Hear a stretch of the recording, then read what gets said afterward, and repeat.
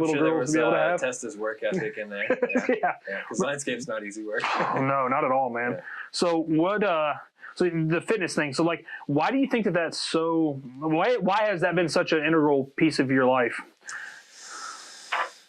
Well, I think it all stems back to sports, right? Okay. So sports, obviously, you have the team background. Sports just teach you so much about life in general. I agree. Right?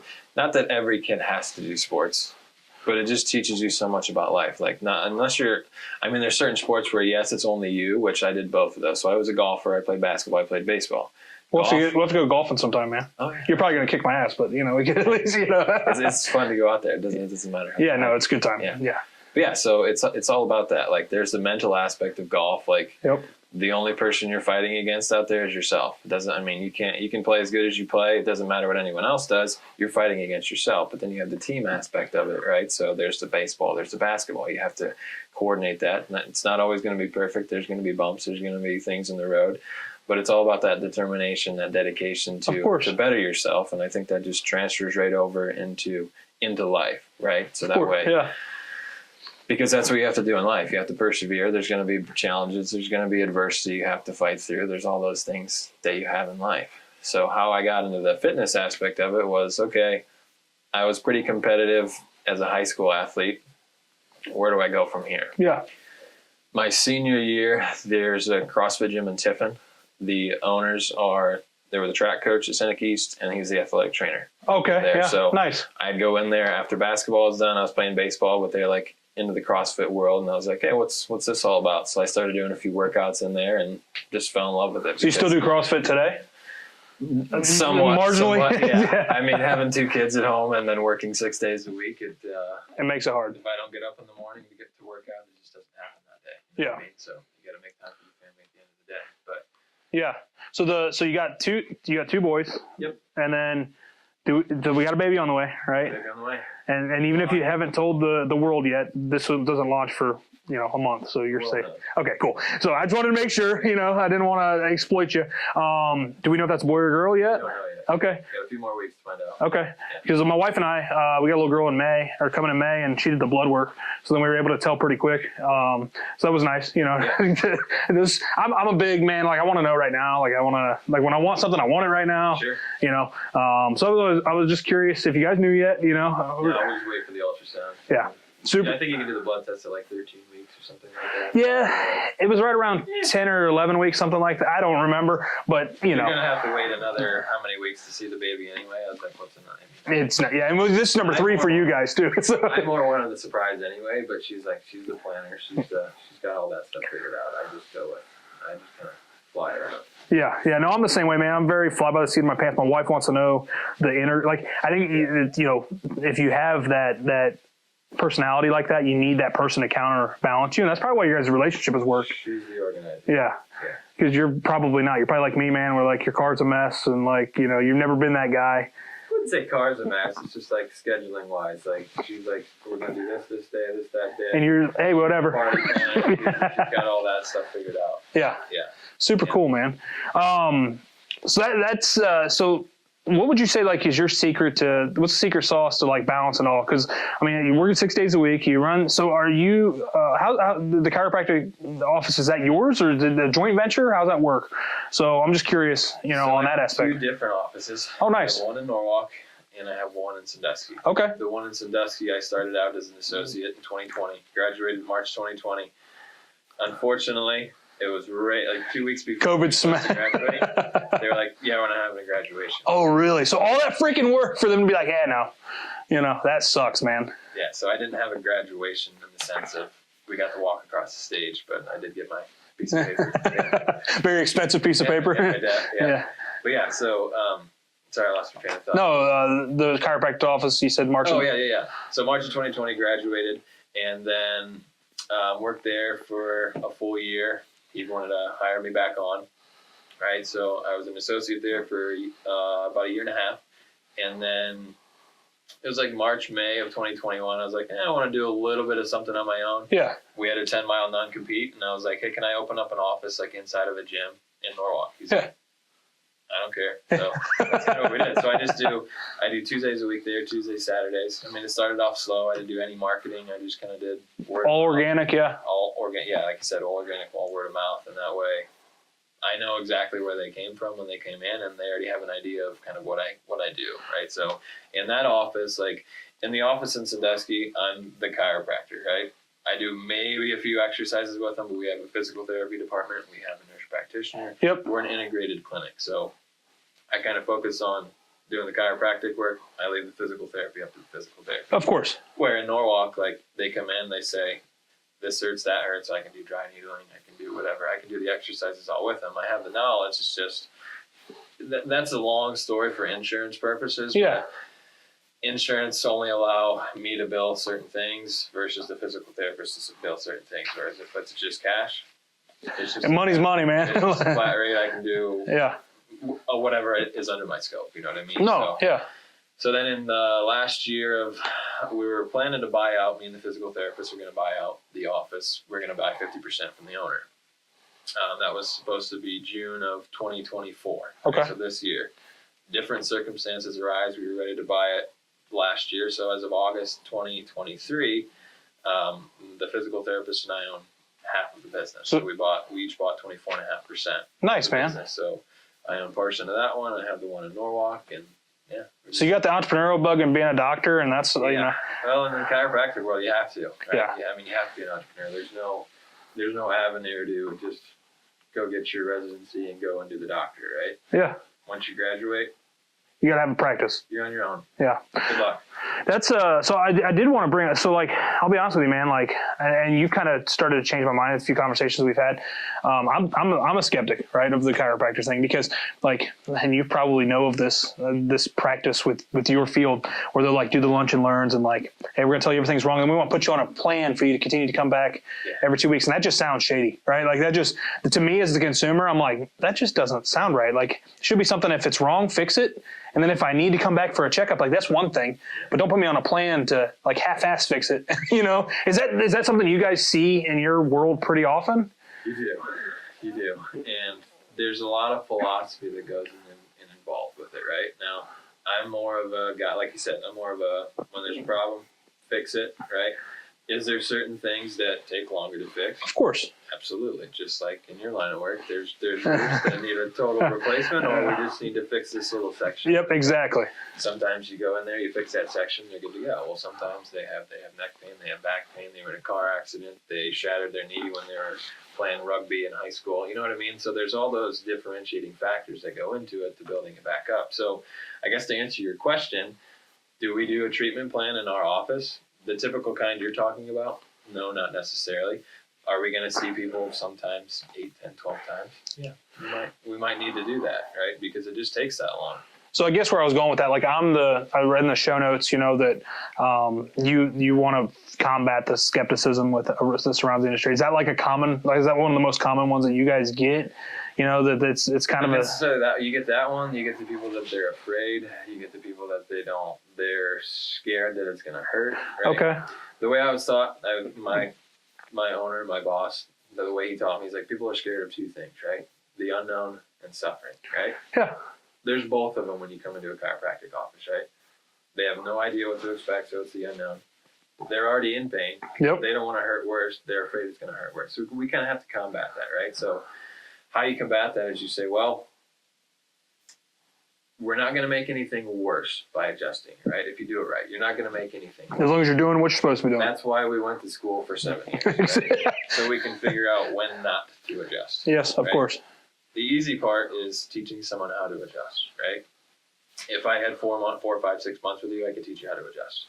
It's the other 3.5 years that you go to school. It's okay. When should I adjust, and why shouldn't I adjust, and what are the precautions I need to take to say, okay, this is an okay situation for me to adjust if I do it in this way, right? If there's red flags, right? Of course. Thrown up, they're having severe migraines. It's the worst headache they've ever had in their life. They have high blood pressure. You know what I mean? Those things are like, okay, we're not going to adjust you today. Let's pump the brakes here. Yep. We're going to do a proper testing. If they have high blood pressure, right? Well, they probably need to either see the cardiologist or give them a minute. Sometimes, people get nervous. Stressed out, yep. Their blood pressure elevates, right? Or they say, okay, I've had the worst headache I've ever had in my life. Half of their face is drooping down. It's like, maybe having a little bit of a stroke. Yeah, something else is going on. Definitely not Yeah, going to adjust in those scenarios. of course. So, the biggest misconceptions, I guess, would be like, that's one of them. It's you're going to cause a stroke, right? If you adjust your neck. Well, if you do all your due diligence, you're not going to cause it. Yeah, it's just checking all the boxes and making sure that everything's actually okay instead of just jumping in and. Yeah. And I mean, the statistics are like 1 in 2.5 million. it's crazy, right?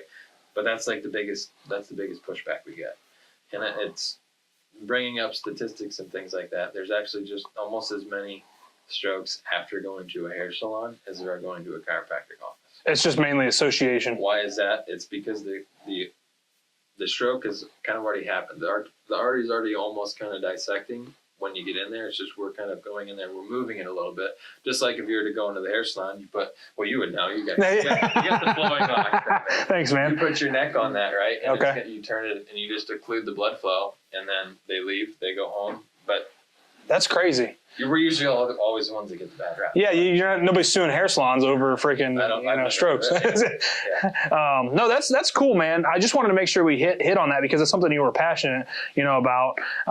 Is making sure that we did drive that home. And full disclosure, man, I was a 3-sport athlete. I coached wrestling for 10 or 11 years. I've been in the trades my entire life. I've never been a chiropractor. Like I never have seen the need to, right? But like, I probably should go get checked out. Like I live right there in Norwalk, and we need to talk after the show and figure that out, right? Absolutely. And cash is right up my alley because I don't have health insurance. So, So we have the financial advisor in our group, right? So yeah.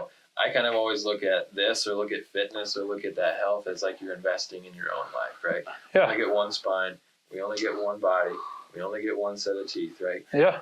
Dentists have they're very good at marketing their thing, right? They are, you got one set of teeth, you got to take care of them. We only have one spine too. You should take care of that, right? Yeah. No, that's good, man. Yeah. So Cool. Well, can we shift a little bit back into the personal life? Is that fair? sure. Cool, man. Sure. So I did read something super interesting, and I just want to kind of like navigate through it a little bit if we can. You said in the show notes that you lost your mom when you were 17. I'm super sorry to hear that, man. Like that's terrible for any kid. How do you think that shaped you through? Like, how did you navigate through that as a 17-year-old kid, man? Like, what? Because there's somebody out there that's dealing with loss at a young age. And especially a magnitude loss like that, right? Like we've all lost grandparents at a young age, and that's not. I'm not discrediting that. That's not tragic, but man, like you losing a parent at a prime developmental age is super tender. So like, how did that affect you, and how did you navigate it? So I have 4 siblings, right? I was I'm the middle. I'm the 4th. Okay. 5. Okay.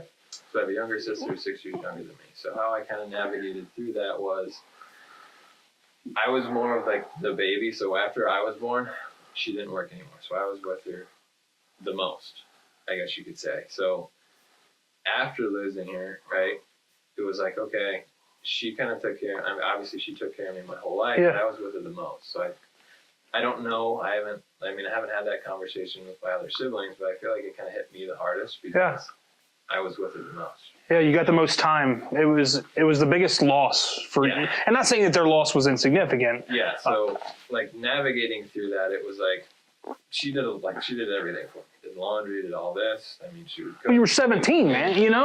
Yeah, but I feel like. But I'm not saying that your mom didn't do more, but like she did everything for me. Like I would consider myself more on the lazy side. Okay, fair. That's fair. She did it all. So after that, my dad's a farmer. He also he's a forklift mechanic, so he works a 40-hour job, and then we had a family farm, right? So he just had stuff he had to do, right? So after my mom passed away, I was like, well, I guess I got to figure it out, and I got to learn how to do all this stuff. So yes, it's very hard. Like I'd still love to have her here, have her meet my children. Yeah. But the unfortunate aspect is that's not going to happen. But did it help me grow as a person?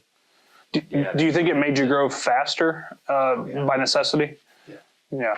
You don't have an option. Yeah, no, that's You don't have an option. I mean, you talk about adversity through life. I mean, you just don't have that option anymore. Like, you don't have that support of that immediate family member there all the time. So that's kind of how I navigated through it. Now, obviously, like, my wife was there. Well, she was my wife. Yeah, you guys were still dating. Together. Yeah. She was there through that whole thing. I mean, I have my mother-in-law now. Like, she stepped up a little bit. Yeah. So, I mean, I had the support system around me. Obviously, it's not the same, but Yeah. I mean, I had that support system around me. So it's like I said, it's definitely challenging to navigate through. And I mean, yeah, like she wasn't there for the sporting events anymore. She wasn't there. The big things that weren't there anymore. You know what I mean? So. No, man, that stinks, man. Like, I just wanted to make sure that I brought it up just because I think that we all go through loss. And like, when I'm here and I'm talking to my team, or I'm just talking to people in general, like, I struggle sometimes personally with, I'll let you get one out, but like, we've all had bad stuff happen to us, right? And then like, you took and I'm sure at the moment it was probably not this way, but like now it probably helped you shape your perspective of like, it is what it is. It's part of life now, and I've got to figure it out. Yeah. Right. And like, I don't ever mean to be like harsh, like I'll love on you in the moment, but like, don't drag it out a year from now and go, hey, remember that? It's like, no, man, like, we all have bad stuff happen to us, you know? Bad stuff, and the reality of it is, like, in my situation, like, would she want me to just mope around the rest of my life? Yeah. You know, they're going to want you to go do that, and they're going to want you to pursue what you want to pursue. Yeah. She always wanted a doctor in the family. I was able to do that. Yeah. And she's super proud of you, man. I know she is. Sure. You know, I'm a firm believer in, you know, I'm very staunch in my faith, and I know she's looking down on you, smiling and hanging out with way cooler people than us, you know, and all that good stuff. So that's. Yeah, I mean, it was a long battle for her. So like, it wasn't like it came out of the blue necessarily. For okay. Us. I mean, she had some health issues. Like, she was born with scoliosis. She had a pretty big scoliosis. I mean, probably 50 degrees. So like.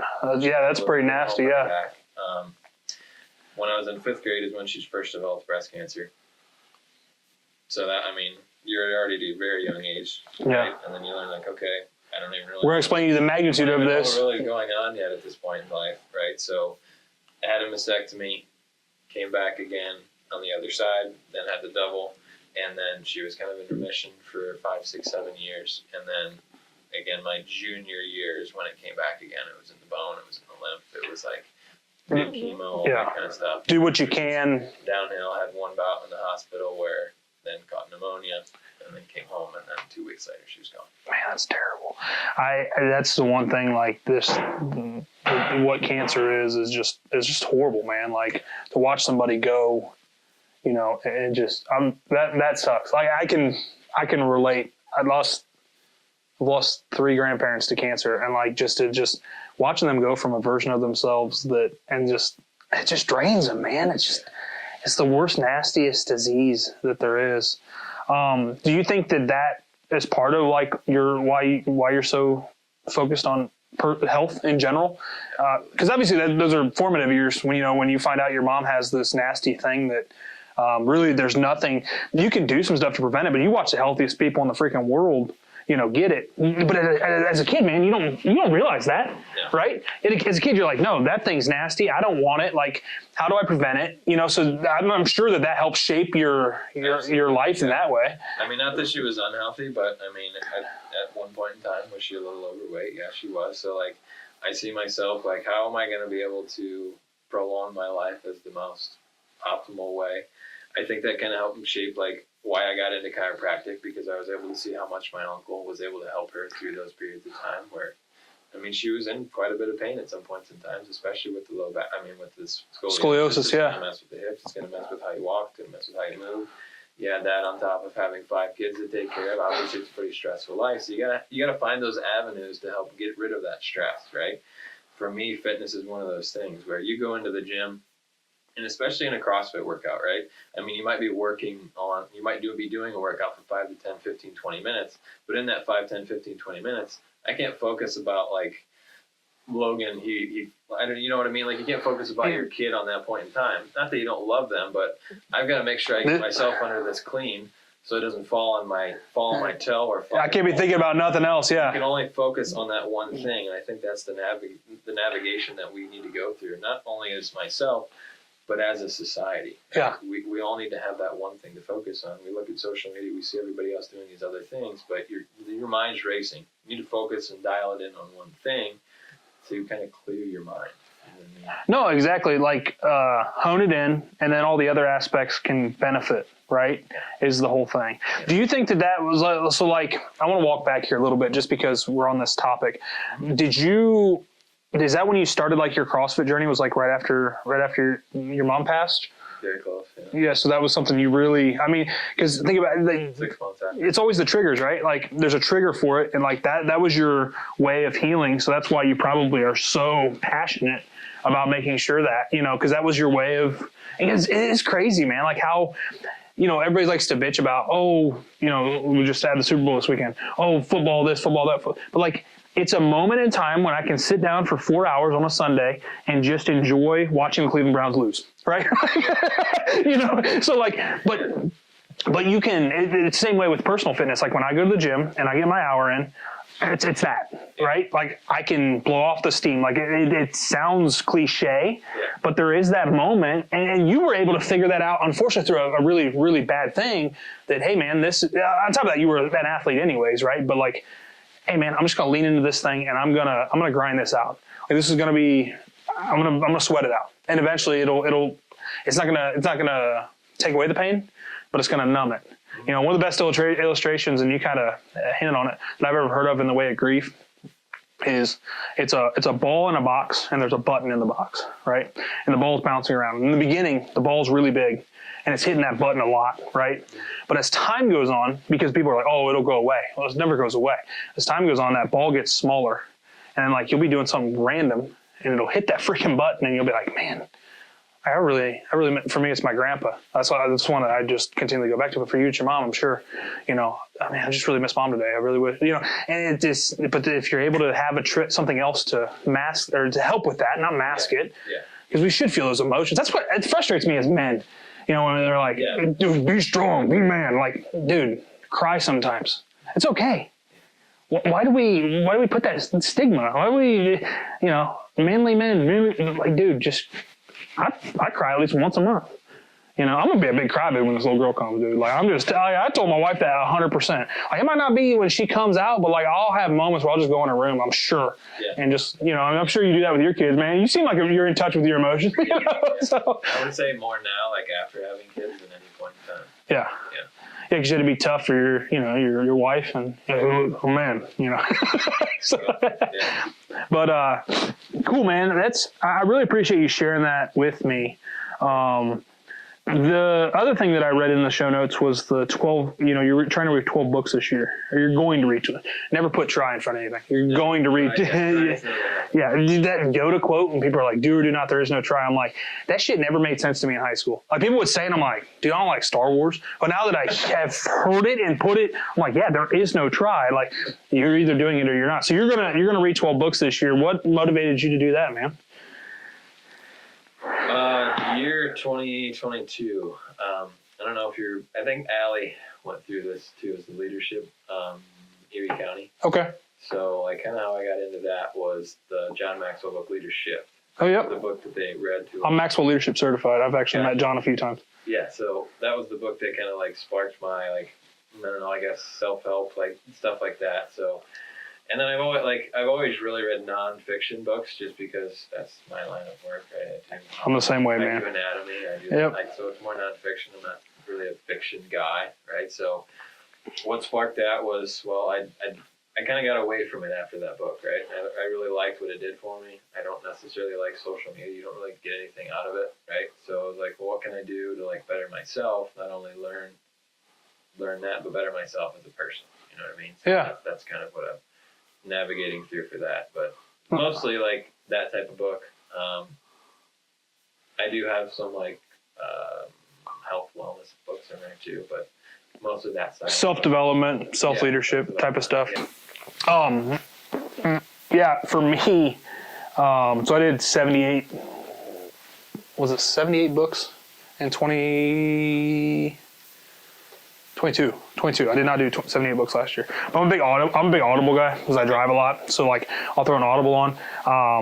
There's a few, man, that I was like, this is horrible. But like for the most part, like all the self-help stuff, it starts to get redundant after a while. What I like about Dr. John Maxwell's stuff is like it's like he one I can recommend for you, 6 Unrefutable Laws of Communication, I think is what it's called. Okay. Like if you want to do public speaking, like that's the Bible for public speaking now. Like John is just a powerhouse, man. Like I've seen him speak probably 7 or 8 times now. Mm-hmm. And we did like we've done some private events with him and stuff, but Yeah, so that's something that I always like to throw out there. If you need any book recommendations, man, like I can tell you what's good, what's not good. What I really like too. Do you know who Corey Gregory is? He's he's a kind of fitness guy. Okay. So he opened a gym in Pataskil, Ohio. Mainly bodybuilding style stuff. So as I was in school, in chiropractic school, I navigated a little bit away from just CrossFit style. Yeah. Just explore something different, you know what I mean? Yeah, you gotta, it's like, you gotta switch it up, right? Not everybody in life does CrossFit, so I feel like the more tools you have in your tool belt, the more accessible I am to everyone else, right? So one of the books that he really liked, because his thing was, instead of doing like running or doing things like sprinting like that, he did lunges for cardio. So he would do like 400 or 800 steps or meters of lunges as his cardio. And while he would do that, he'd just throw on a podcast, he'd throw on whatever, but he called it lunge and learn.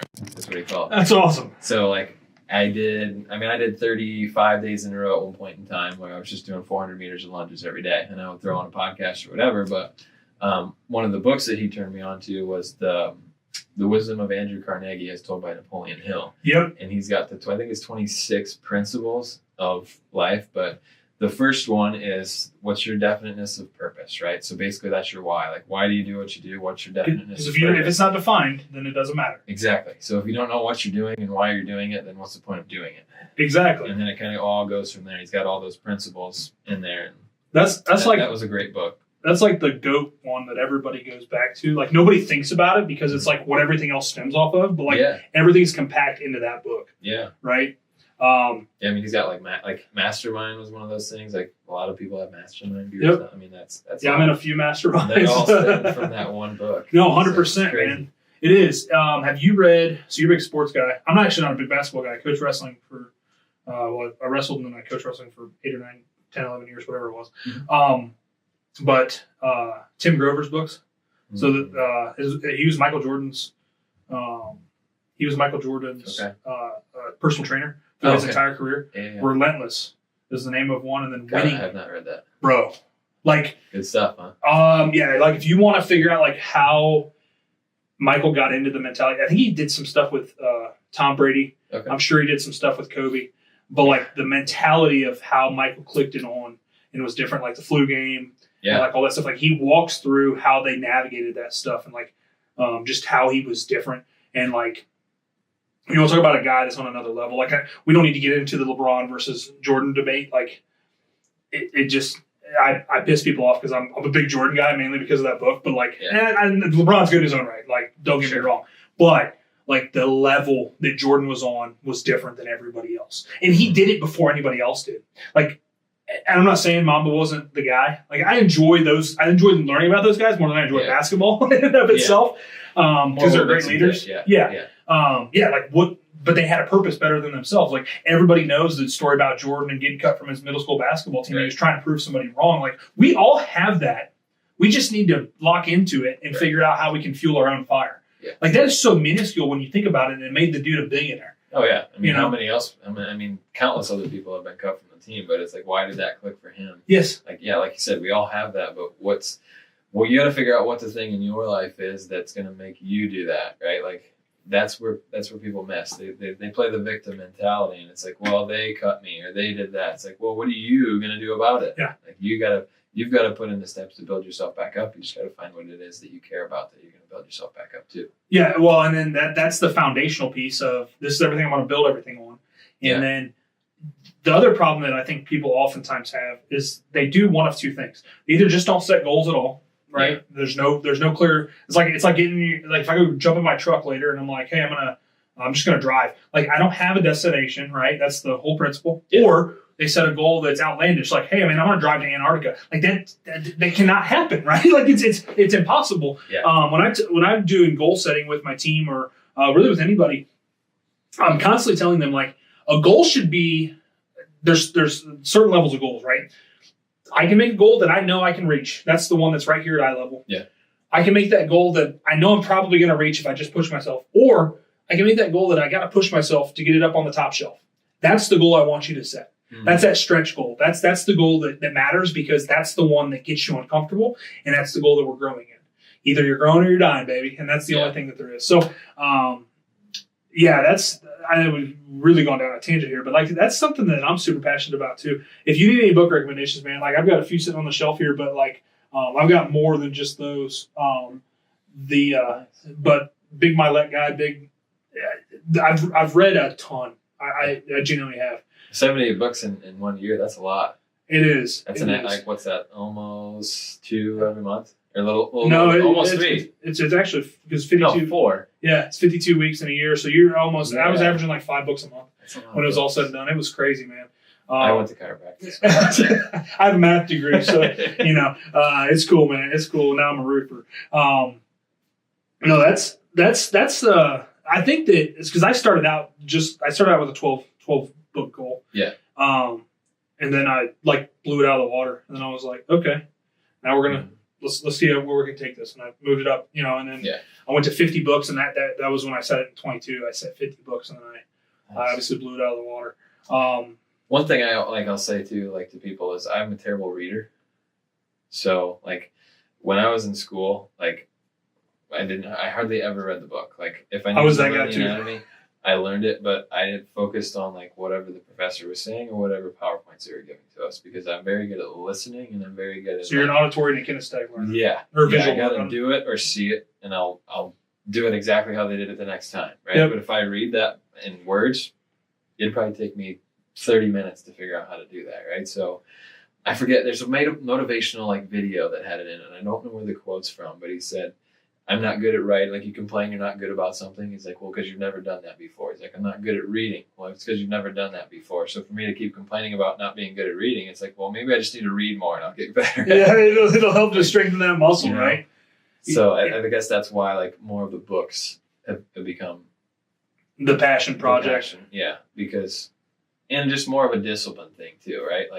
It's very easy to just open up your phone, pop up Facebook or Instagram, and just scroll for 30, 40 minutes. You don't even know what happened. And it's like, well, I could have been reading or bettering myself for those. I could have been reading. I could have been working out. I could have been playing with my kids. I mean, there's tons of because you look back and you're like, what did I get out of that? I don't remember anything that I just looked at.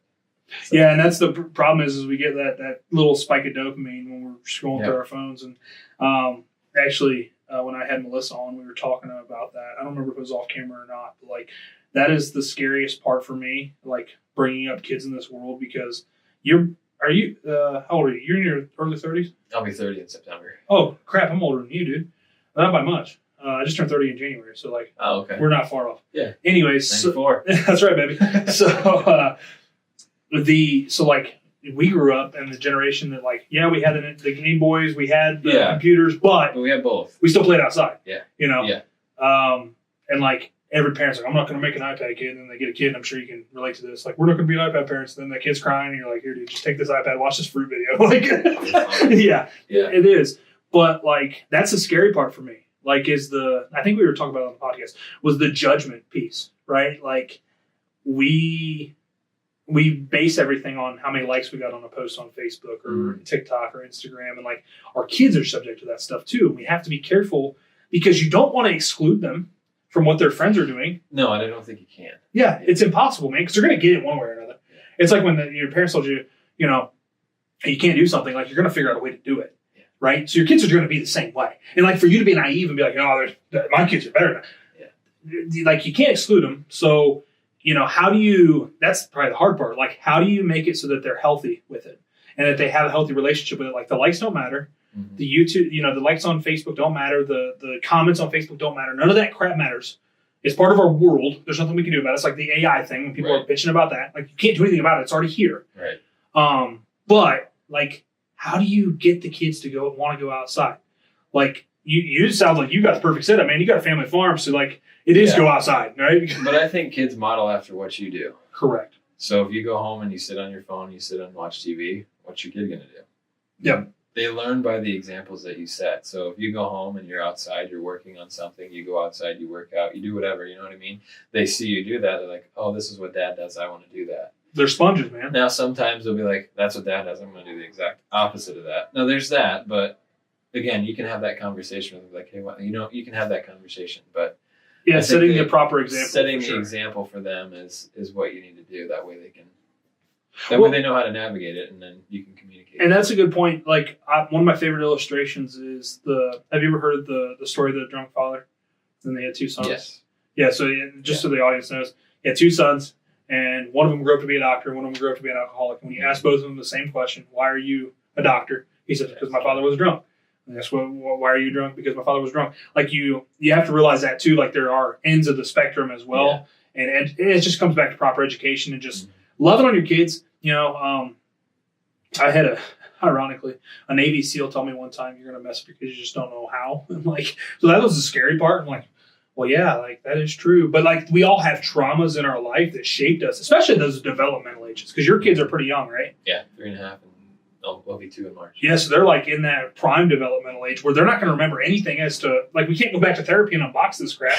You know what I mean? Because like they're not cognitive. Right. They're not going to be.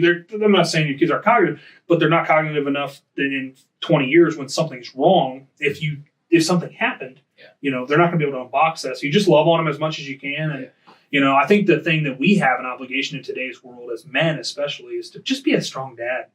Our world wants too much to try to demasculine, take the masculinity out of life. And it's like, there's a reason why they have a mother and a father. Yeah. And like, just love on them, man. Yeah. Just love on your kids. Yeah. Yeah. And show them that it's okay to cry. Show your boys, because you got 2 boys, right? Yeah. Show them it's okay to cry, man. Tell them it's okay to be in touch with their emotions. Don't tell them to suck it up, rub dirt on it. Like, I'm sure our dads did. And your dad he's a farmer, so I'm sure hey, suck it up, and we have an opportunity, I think, is the biggest thing, to break generational curses. Yeah. Well, that's one thing. I mean, people always say, well, kids are different nowadays. You know what I mean? It's like, well, so are parents. So are parents, right?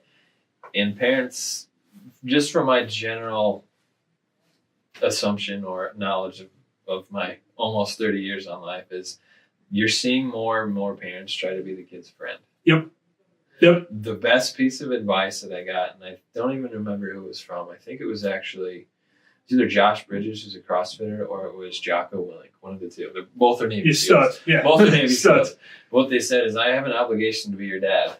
I can be your friend when you turn 18, but right now I have an obligation to be your dad. So be their dad first, you can be their friend second. Exactly. You have to raise them to be respectable in the world. They can hate me all you want until they turn 18, right? Then they'll probably realize that, oh, dad was just trying to make sure I didn't turn out to be a turd. Yeah, exactly.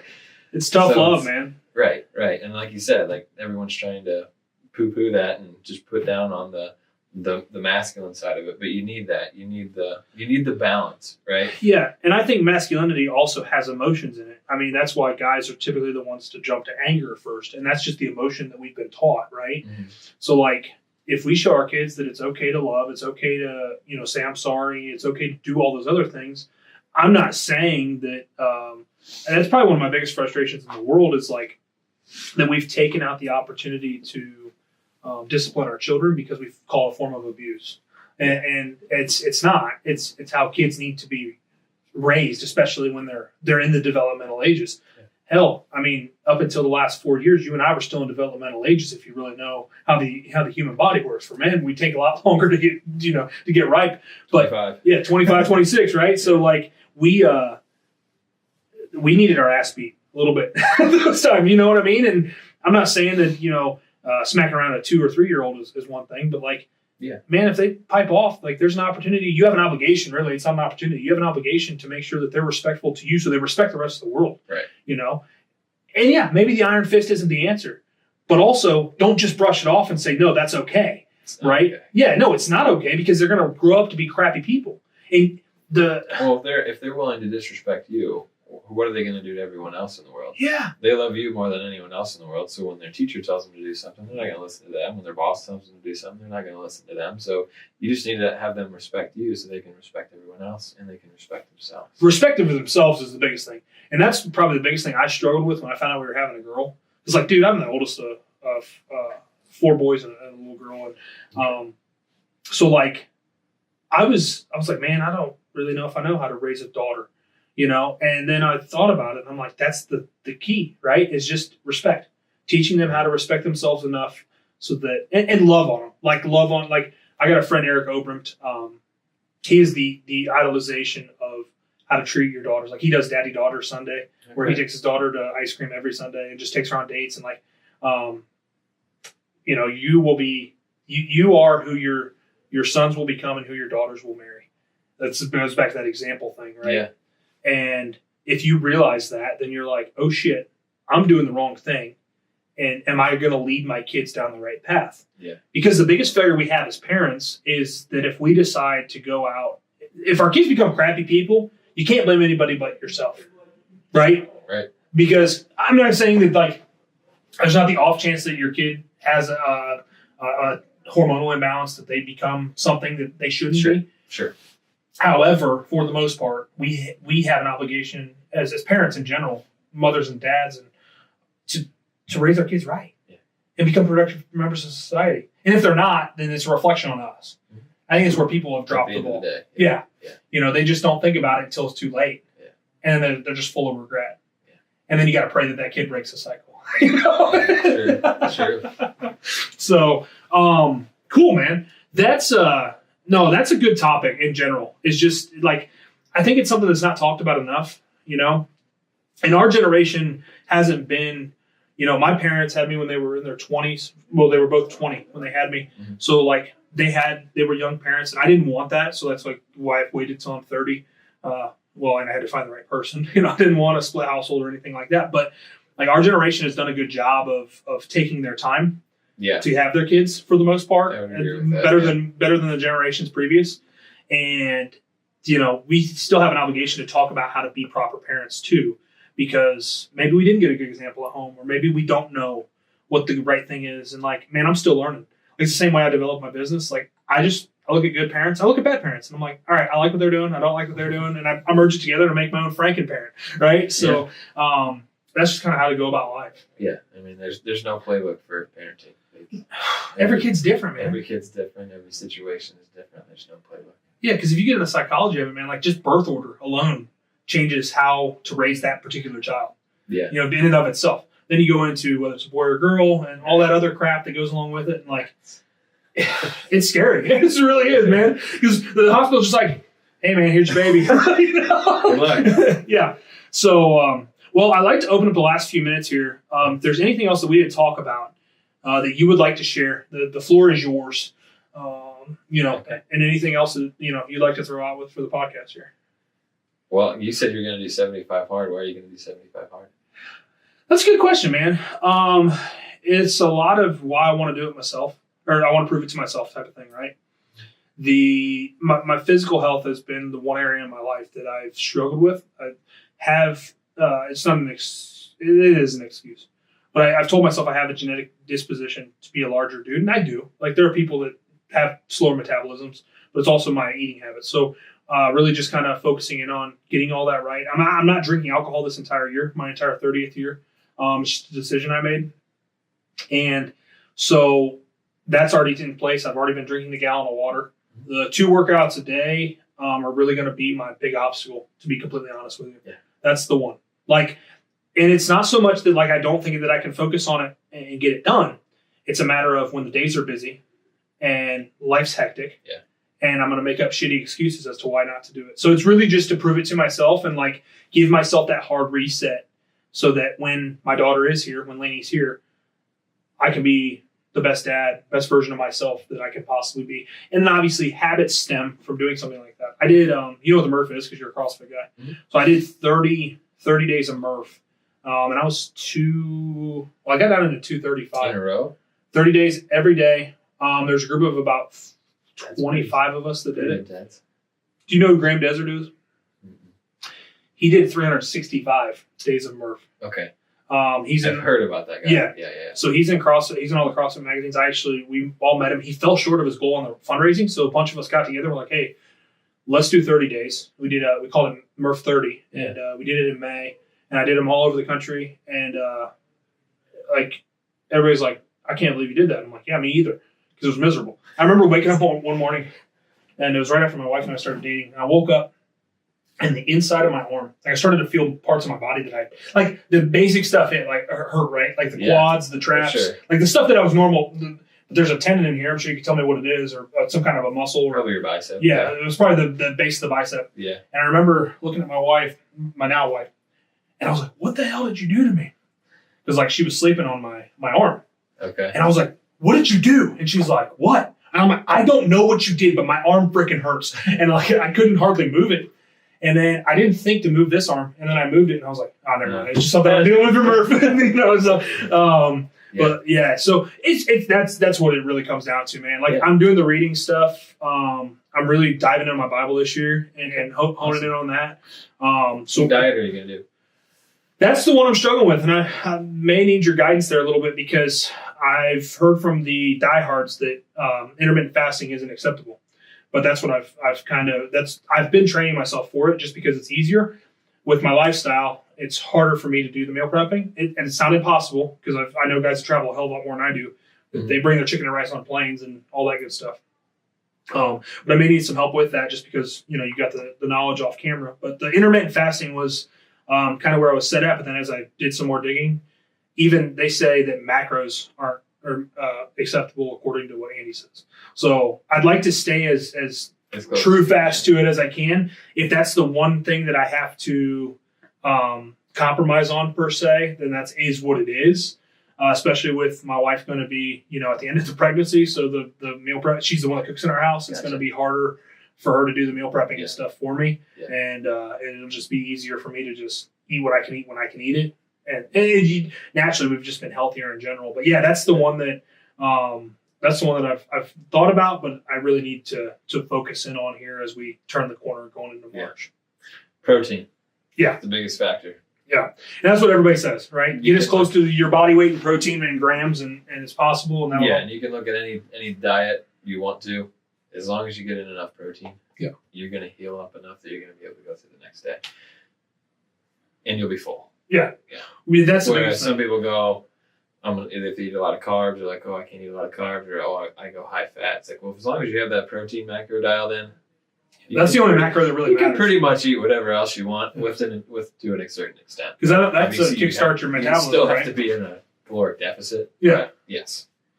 That's pretty much what controls your metabolism, as I'm finding out. And I have a pretty high protein diet. Like I said, it's just I do have my mom's side especially is heavier set just biologically. And I know a lot of it comes down to diet and culture and all that good stuff too. Mm-hmm. But like there is a fat gene. Like Andy talks about it all the time. He has every one of them. Like he has every fat gene. That's why he was 350 pounds before he hit 75 hard. So that's a lie I tell myself. And that's the other thing I want to get down. I'm 262 this morning. And everybody's like, you don't look 262. And I'm like, that's great. That's not a compliment though. Like I need to be less fat. Like my joints aren't made for the weight that I am. Yeah. So yeah, we're working on it, man. We'll get there and, I'll probably shoot a few podcasts through it and I'll be talking about how miserable I am. The gallon of water is the one that everybody tends to bitch about. I get that down before noon. That's easy. Like, you just start your day with it and just get it done. Those are the easiest ones for me. Yeah. The work, finding the figuring out and I just need to set the time. Like I need to say, hey, this is the schedule. Don't bother me during these times. Don't set anything for these times. And these are the 2 times I work out. So, but cool, man. Well, I appreciate you for coming on. One more thing go ahead. So when we were talking about like, the kids are always going to find a way to do something different, right? Yeah. If you say not to do that, they're going to find something to do different. I guess where I kind of differentiate myself from, I guess most chiropractors, like they're going to come in, they say, oh, I hurt myself deadlifting or I hurt myself squatting. What's the most common response you're going to get from a doctor? I don't know. I really don't. Don't do it again. Oh, okay. Right? Yeah. I don't do that. We have to deadlift. We have to squat throughout life, right? You're talking about having a kid. How are you going to pick her up? Yeah, it's a deadlift squat. It's a squat, yeah. Those are the 2 things. You going to ever put anything in the cupboard up above your head ever again? Yeah. Yeah, you are. So you have to be able to have full range of motion of that shoulder, right? You can't tell people not to do something just because they hurt themselves doing that. So, and then it goes along the lines of sports. Like one of my favorite clientele to treat is athletes, right? Because they want to get better and they want to get back to doing that specific sport. So they can come in and I can be like, hey, you're going to have to take a little bit of time off or this and that. And they're just going to go do it anyway, right? Yeah. I can tell them to take the time off. They're going to do it anyway. So I say, you know your body. If it hurts, stop doing it. Don't do it. Yeah. We'll modify what we need to modify to get you to that certain point. And then we can pick back up and build you back up even stronger than where you were at. And I think that people can appreciate that just from the aspect of an athlete, right? Like, because I know I was the same way, man. Like, I was an athlete. Yeah, I didn't want to not. I didn't want to not. You know, Nobody wants to sit on the sidelines while everybody else is doing shit. Yeah. You know, so that's cool, man. Like I said, I need to come get checked out for sure, just to make sure everything's good. Because I live with pain. Like, it is what it is. And that's the other thing that I think people oftentimes don't realize is they have the pain, you know, and they just live with it. Yeah. And it becomes our norm. And then you don't have to live. Yeah, let's remove it, and then it's like a weight lifted off your shoulders once you don't have it anymore. Yeah. You know, but it's just become the norm, and it just is what it is. You know, and that's it. So I really do appreciate our conversation, man. I think this has been super beneficial to our audience, and I think folks are really going to gravitate towards this stuff. Just because it was a hot topic here, if anyone wants to reach out to you, do you want to just, I don't usually let this happen, but I'll let it happen. You want to just kind of give the details on how they find you so that maybe somebody can pop in the office to check things out? Absolutely, yeah. So I work at Sandusky Wellness Center. Our website is SanduskyWellnessCenter.com. I mean, if you Google it, we'll be there. We're on the corner of Columbus and Straub and Sandusky. We're catty corner to the Ohio Veterans Home across from the BP station. That's my Sandusky office. If you're looking to go more the cash route, I'm in Norwalk. I'm located inside the Extreme Fitness building. So those are the two spots where I'm at. Again, you can call us, email us, whatever. Cool, and then we'll drop your links in the show notes here as well, so that way folks can find that way. Appreciate it. And I really do appreciate you coming on, man. It's been a really good conversation, and like I said, it's funny how God works, because like I'm not like down that fitness journey, like we've been doing it for pretty much my whole life, but like I'm reactivating it. So it's super cool to have a conversation with you about that. Absolutely. You know, as you do your book journey, that was something that was super good for me. Yeah, I'm gonna lean on you, man. I'm gonna lean on you. So, but thank you all for tuning in. I wanna just thank everybody for checking us out here. Continue to tune in these episodes, guys. They're really, really beneficial to you guys, and we want to hear your feedback. If there's anything you want to drop in the comments, let us know. But tune in to our next episode here. If you know anybody that would be great for the why, make sure they reach out to us. And as always, continue to ask yourself, what's your why?